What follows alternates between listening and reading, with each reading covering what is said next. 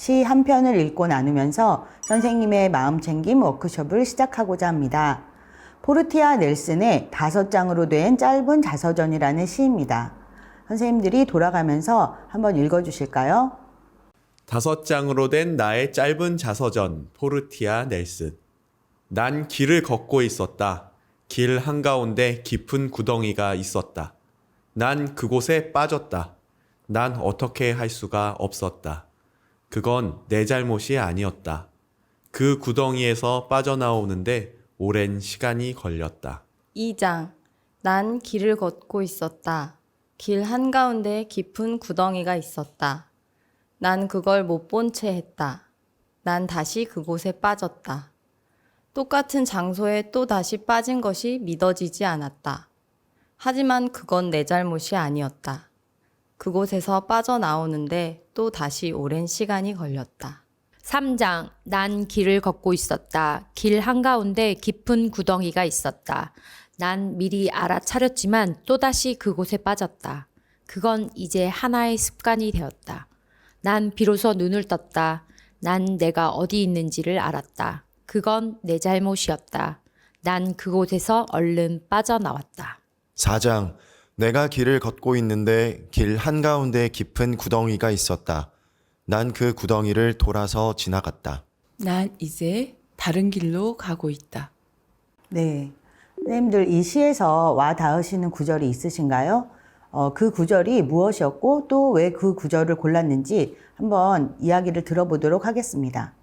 네, 저는 3장에서 또 구덩이에 빠졌을 때 그건 내 잘못이었다라고 하는 부분이 와닿았습니다. 왜냐하면 저도 어떤 잘못을 하면 처음에는 내 잘못이 아니야라고 했다가 이제 그게 내 잘못이구나라고 깨닫게 되는 순간이 있는데 그 순간을 나타낸 것 같아서 마음에 와닿았습니다. 네, 감사합니다. 그럼 또 다른 선생님은 어떤 구절이 와닿으셨을까요?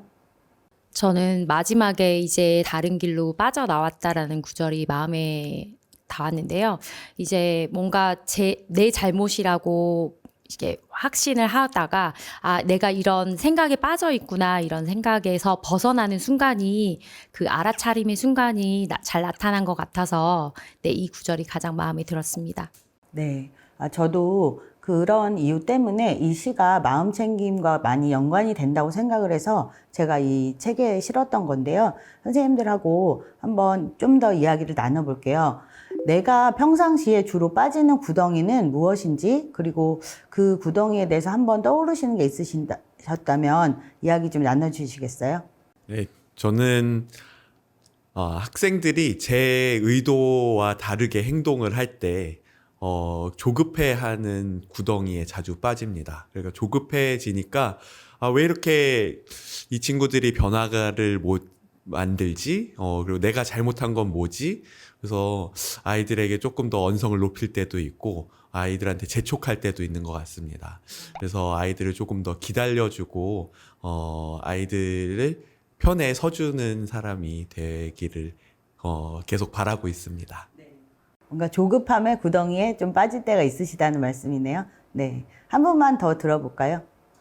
뭔가 학교에서 스트레스 받는 일이 있으면 계속 그 생각에 빠져가지고 내 잘못은 뭔가 왜 일이 이렇게 됐을까 이런 생각에서 못 빠져나오는 것 같아요. 그래서 학교 일을 약간 집으로 가져오는 약간 샤워하면서도 이건 왜 이렇게 됐지 이러면서 이런 업무를 분리하지 못하는 일상생활에서 그런 구덩이에 자주 빠지는 것 같습니다.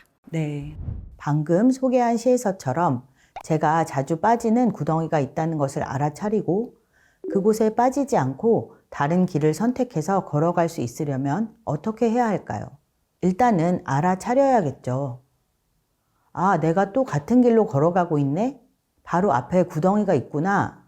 빠지기 전에 알아차릴 수 있다면 다른 길로 갈 수 있는 선택을 할 수 있겠죠. 그러나 알아차리고 멈추는 것이 생각처럼 쉽지만은 않다는 것을 우리는 이미 많은 경험을 통해서 알고 있습니다. 이렇게 멈출 수 있는 힘은 평소의 연습에서 나옵니다. 그 연습을 하는 것이 바로 마음챙김하는 시간인 것이고요. 너의 마음은 하늘과 같아라고 하는 그림책을 보면 우리의 마음을 하늘에 비유합니다. 하늘에 떠다니는 구름들을 우리의 생각이라고 본다면 우리 마음속 하늘에는 보송보송한 흰 구름 생각이 떠다닐 때도 있고요. 비구름 생각이 떠다니는 날도 있다는 것입니다. 우리가 비구름 생각 속에 있을 때는 그 구름이 진짜 더 커 보이고 다른 것들은 거의 눈에 들어오지 않는다고 말합니다. 아, 비구름 생각이 또 찾아왔구나 하고는 하늘에 떠다니는 구름을 바라보듯이 그 생각을 그저 바라보라고 말을 합니다. 이것이 바로 알아차림이고 마음 챙김이지요. 물론 정말 큰 비구름이 찾아올 때는 어쩔 수 없이 그냥 비를 맞고 있는 것 밖에는 방법이 없을 때도 있습니다. 그러나 비구름이 없는 것처럼 모른 척 외면한다거나 비구름은 싫으니까 얼른 저리 가라고 맞서서 싸우거나 해본 경험이 다들 있으시지 않으세요? 그런다고 그 비구름이 사라지던가요? 그럴 때 우리 마음 안에는 흰 구름도 있다는 것을 떠올려 볼 수 있습니다. 비구름을 바라보면서 지나가기를 잠시 기다려보는 방법도 있겠지요. 저는 이 방법을 학생들에게도 알려주고 싶다는 생각을 하기 시작했습니다. 내 마음을 잘 다스리는 것도 좋지만 학생들에게도 이런 방법을 알려주면 큰 도움이 되지 않을까요? 저는 어렸을 때 이런 방법이 있는 줄도 몰랐고 아무도 가르쳐 주지 않아서 어른이 된 이후에 이렇게 스스로 배우러 다니고 있지만 내가 사랑하는 학생들에게는 좀 더 빨리 이 비법을 전수해주고 싶다는 마음이 있습니다. 그래서 마음 챙김을 학생들에게도 적극적으로 소개하게 된 것이지요. 그래서 저는 이 강의를 통해서 우선은 선생님들의 마음을 돌보고 편안하게 하는데 도움을 드리고 싶고요. 두 번째로는 마음 챙김을 학생들과 함께 실천해 보실 수 있도록 다양한 방법들을 알려드리고자 합니다. 그럼 마음 챙김이 무엇인지부터 좀 더 자세하게 알아보겠습니다. 마음 챙김은 무엇일까요? 왠지 어렵고 거창한 수련을 해야 하거나 특별한 사람만이 할 수 있는 활동이라는 생각이 들 수도 있습니다. 어려운 명상 이론이나 어떤 종교적 신념이 필요할 것 같기도 합니다. 하지만 제가 경험한 마음 챙김은 마음만 먹으면 누구나 할 수 있는, 그래서 함께 공유하고 싶은 간단한 활동입니다. 마음 챙김은 명상을 기반으로 한 매 순간의 알아차림을 뜻합니다. 영어권에서는 마인드풀리스라고 표현이 되며 우리나라의 책과 논문에서는 대부분 마음 챙김이라는 단어로 번역됩니다. MBSR이라는 프로그램이 있는데요. 이것은 마음 챙김에 기반한 스트레스 감소 교육 프로그램이라고 존 카바진 박사가 동양의 다양한 명상에 영향을 받아서 만든 프로그램이라고 합니다. 이 프로그램은 미국의 매사추세츠 주립대학병원에서 환자들을 위해 개발한 것인데요. 프로그램의 내용이 책으로 출간되면서 마음 챙김이 전 세계적으로 널리 알려지게 되었다고 합니다.